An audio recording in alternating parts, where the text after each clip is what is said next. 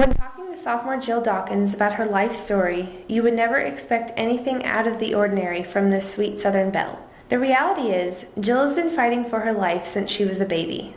Jill is a 2-time brain cancer survivor. When I asked how her journey began, this is what she had to say. My cancer showed its signs. I first had it when I was 3 years old. I was actually staying with my grandparents at the time because my parents were on a trip in Arizona with my aunt and my uncle. And I did not have any balance. I couldn't walk straight. I couldn't stand straight. I was falling over all the time. And my grandparents also noticed that my eyes, you could see a lot of pressure. And it was just by the grace of God that my grandparents noticed these things. That's when they took me into the hospital, just for a checkup, make sure everything's okay, only to find that it was cancer. Immediate surgery had to be done. Was it a tumor that they found? They did find a tumor. When I was 3, it was a golf ball-sized tumor. The doctors told my grandparents I had 3 hours. Of course, my parents weren't there, so my grandfather signed my papers and gave the doctor's consent to go in. The surgery, when I was 3, lasted for 11 hours. It was a long surgery. Yeah, I can imagine. The fact that my parents weren't even there. Right. They showed up when I was coming out of surgery. Did the doctors tell you anything? I'm sure They didn't tell me anything. I was immediately put under and immediately rushed into surgery. I think it was all kind of a blur to me, and it still is a blur to me because they did not want me to remember anything that happened, and that's why I was given a particular type of medicine so you don't remember the events that have occurred. Right. It's not something that I needed to be able to remember of what I've been told. I then asked Jill what some of her treatments were. Well, of course, surgery, my 11-hour surgery. After that, I had chemotherapy, and they just pumped fluids and platelets. And did they put the IV, was it in you? I had, I call it a button. I don't know what it's actually called. Something they surgically put inside of my chest so they wouldn't have to stick me every time with the needle. And instead, I call it the button, but they would stick the button and then it would still just go straight into my bloodstream. I did lose all my hair. I got my ears pierced when I was 3 because I looked like a boy with no hair.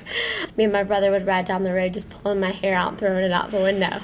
But my parents were right there by my side the whole time. It was a blessing. I had my family there with me. What kind of rehab did you have? I had to have eye surgeries as well due to the nerve damage that was caused by the tumor and by the surgery that they had to perform to get it out. I had no eye movement and I had no face movement.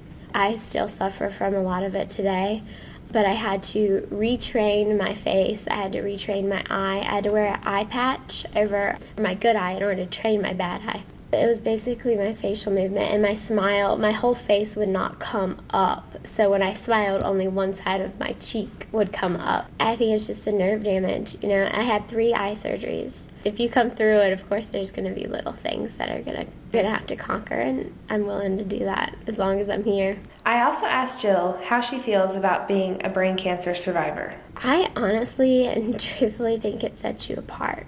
A lot of people have not gone through it themselves. A lot of people know family members and they know friends who have gone through it. But until you go through it yourself and see how it truly affects you, I don't think you can quite understand. I think the things that I have to face as far as the challenges, other than just my eye movements and as far as, not thinking as quickly, not having a reaction time as quickly, just the little things that come along the way that you have to face that you never really expected until they come up. And you're like, why does this happen to me? Why can't I go as fast as everybody else? But I think it does set you apart. Even though she has been through so much, Jill doesn't let her diagnosis negatively affect her faith. I don't think I ever sat down and asked God, why me? I think maybe once when I was told that it had reoccurred, I buried my face in the floor, and I think I asked God why.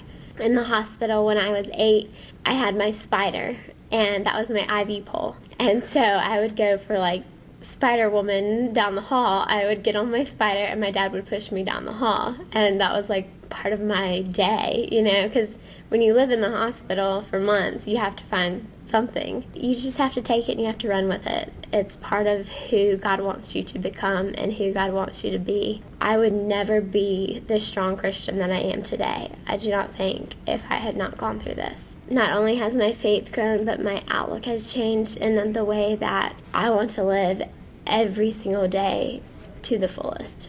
And understanding that tomorrow truly might not be here.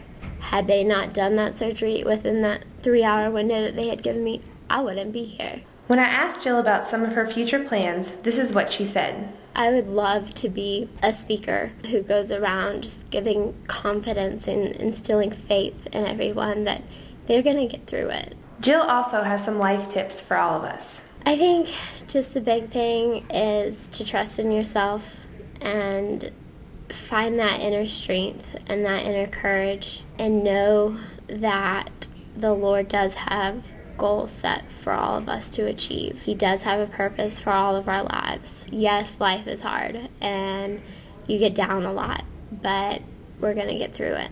And just have faith and know that every day is a gift and enjoy it. Enjoy every single moment that we have. After hearing Jill's story, I believe we should all count our blessings, and when we face adversity in life,